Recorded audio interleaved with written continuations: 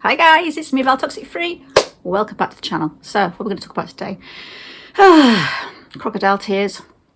The fake tears of a narcissist. I found out that crocodiles do actually cry. They cry whilst they're eating and devouring their victims. A bit like the narcissist, is crying their fake tears whilst devouring our spirit and our soul. Yeah, a bit dramatic for this time in the morning, but still. I also want to mention quickly before I start the tools that we learn on YouTube in this community from people. I think a lot of the time people want to diagnose the person in their life, the toxic person in their life, with something before they start to actually use the tools. They want to know that they're a narcissist. They want to know that they're a mixed personality or borderline or bipolar or narcissist or narcopath, psychopath, sociopath. They want to put them into a box before they will start using these tools. Do you know what abuse is? Abuse, guys. Abuse, any type of abuse, it's emotional or you name it. Use these tools. Because a lot of people I've noticed on the support groups are saying, I need to know if he's a narcissist. I need to know he's a narcissist. And it's as if they need the validation of them being abused before they will then start to try and get out of the situation. Guys, if you're not happy, if you're walking on eggshells, if you are not being who you truly are, if you are feeling this gut feeling, anxiety, stress, you name it, if you just are changing as a person and you're not the person that you are when you went into the relationship, you need to start using these tools. Please stop trying to box and diagnose the person in your life that's abusing you into a bracket, into a certain disorder. Abuse is abuse. Okay, got that off my chest.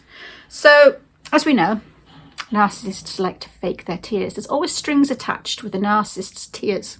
They do not cry for anyone but themselves. They are selfish criers. See, a lot of empaths, a lot of us, a lot of everybody else, normal people, if you want to call them that. When we cry, we probably cry for us, but we also cry for other people. We cry for the pain on other people. We cry for seeing other people hurt, So it's a selfless tear. The narcissists will cry for selfish reasons, and we cry for selfless. That's the difference. Now, when you start seeing a person in your life crying, remember, they have honed this. They have been doing this since they were a child. So if you're dating someone who's 35 to 50 or even older, think of how many years they have been doing this. Think of how many years they have been honing their skills, watching people, dating people, learning from mistakes in past relationships and improving and improving and improving, so that when they come to you, they are as good as they're going to get. Mind you, they'll learn something off you and then they'll get even better for the next person. So I think the older a narcissist gets, more manipulative they get, because like anything, we learn through life.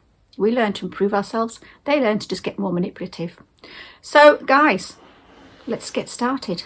See, as I was researching this as well, I came across things that researchers said that people that cry, or criers as they were calling them, seem to be coming across more trustworthy. They're more honest looking people, the criers. So I think this is where they've gained that knowledge from. They must know this. So I think by crying, they seem to us more trusting. When people cry, they seem to us more empathic. And we gravitate to wanting to protect and wanting to help them.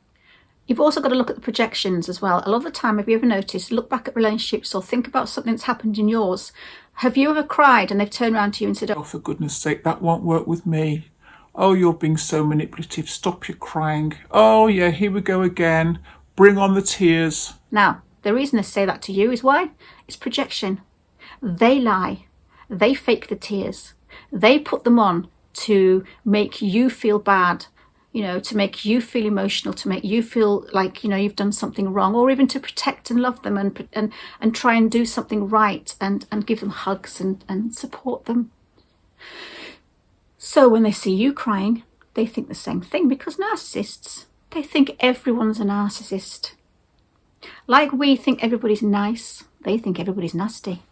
So when you're crying, they think you're manipulating. So listen out next time you cry in front of somebody that you presume is a narcissist, or you think and has got some narcissistic traits. See, that's the one thing I've noticed. It's quite difficult, and I think I said this in my last video, is that we have to know that they're a narcissist before we can use these tools on them. We have to know that we're dealing with a narcissist, and you don't actually know you're dealing with a narcissist until you've been through the narcissist experience. So until you get through that experience with a narcissist, you can't learn the tools, and it's like a catch-22. Anyway, I digress. So yes, When you're crying, they will accuse you of being manipulative. There's also something called surface acting and deep acting. Surface acting is the, oh my goodness me, you've hurt me. The tears, I'm not going to go over my eyes because I've got really bad fingernails because I'm a hairdresser. Hey ho. So they cover their faces, they do all this dramatic acting and they cry and you can't see the tears. There's not a single bit of wetness on their face. That's surface acting.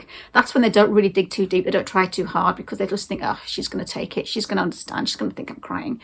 Whereas deep acting is when a lot of people, like actors, deep crying, they will literally go into their emotions. Now, I never actually thought narcissists had an emotion, but hey ho, they must do. They dig deep into something that's happened to them in the past, into abuse, into maybe the next door's dog dying, or maybe their granny's being poorly or something. They will draw out, a bit like actors when you see them crying, they will draw on their own emotions. That's something called deep acting. So that's what they do. So again, if you've got real tears on the face of a narcissist that you're watching cry, it could be the fact that he's thinking about his little puppy when he was young. Number one, it makes you feel special. See, when they cry, and they're telling you that you're the special one, you're the most perfect woman, you're the only one in their lives, and they start crying, it's a bit of a love bomb. It kind of goes along with the love bombing. Their crying sets off your emotions. Them crying makes you feel like, oh my goodness, they must love me so much because they're crying over me. And you start feeling sorry for them and you start thinking, oh, I can't believe this man is crying over me. It's just to make you feel special, guys. So please don't be taken in by that. If someone's crying, that's the first reason they could be crying. The fact that they're just trying to prove a point. Fake grief. Now, fake grief, yeah, they do love grief because they get attention, they get empathy, they get the hugs, they get the support. So if you go to a funeral with your toxic person in your life, keep an eye on them.